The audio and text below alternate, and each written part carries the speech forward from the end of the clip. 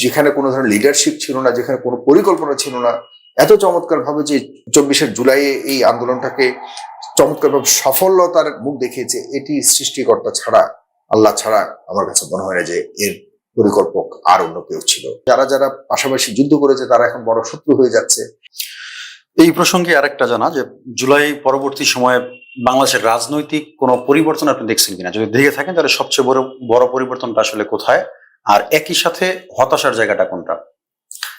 রাজনৈতিক পরিবর্তনের জন্যই তো দেশের মানুষ আসলে বাংলাদেশে না, সারা বিশ্বের মধ্যে অন্যতম একটা উদাহরণ 5ই আগস্ট। 5ই আগস্ট বা 36 জুলাই আমাদের দেশের 2024 যেটি হয়েছে আমাদের, এটি সারা পৃথিবীতেই একটা উদাহরণ।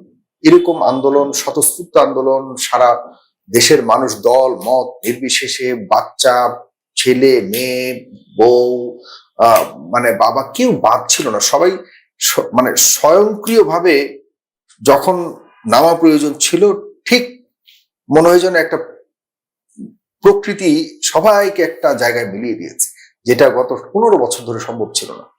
কোন দল, বাংলাদেশের বিরোধী দলের যত দল ছিল, সবাই যে ব্যর্থ হয়ে গিয়েছিল, সবাই যে ব্যর্থতার শীর্ষে অবস্থান করছিল, এটি আমরা কিন্তু অনেকগুলো বড় বড় সমাবেশ বিএনপি ডাক দিয়েছিল, জামাত বিএনপি একসাথে লড়াই করেছিল, পাশাপাশি শেখ হাসিনার বিরুদ্ধে দীর্ঘ সংগ্রাম করেছে, তারা যে বারবার ব্যর্থ হয়েছিল এটি আমরা বহুবার উদাহরণ হিসেবে দেখেছি।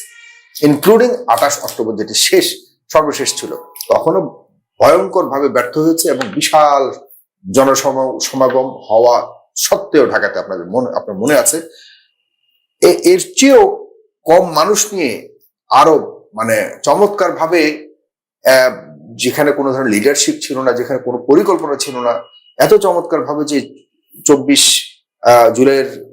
24শে জুলাই এই আন্দোলনটাকে চমৎকার ভাবে সফলতার মুখ দেখিয়েছে, এটি সৃষ্টিকর্তা ছাড়া, আল্লাহ ছাড়া আমার কাছে মনে হয় না যে এর পরিকল্পক আর অন্য কেউ ছিল।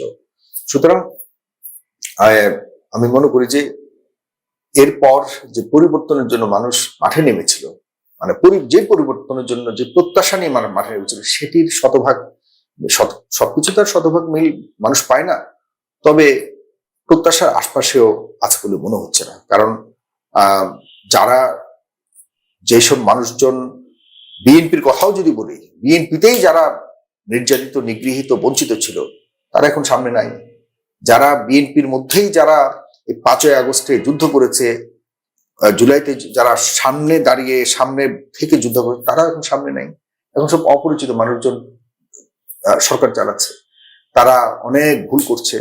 আমরা রাজনৈতিক একটা আমূল পরিবর্তন চেয়েছিলাম, সেই ধরনের পরিবর্তন আমরা দেখতে পাচ্ছি না। এখন যারা যারা পাশাপাশি যুদ্ধ করেছে তারা এখন বড় শত্রু হয়ে যাচ্ছে, এটাকে পরিবর্তন বলে না। আমাদের আশা প্রত্যাশার মধ্যে অনেক আঘাত আসছে, আমরা খুব বেশি সুখ ফিল করছি না বর্তমান অবস্থা দেখে।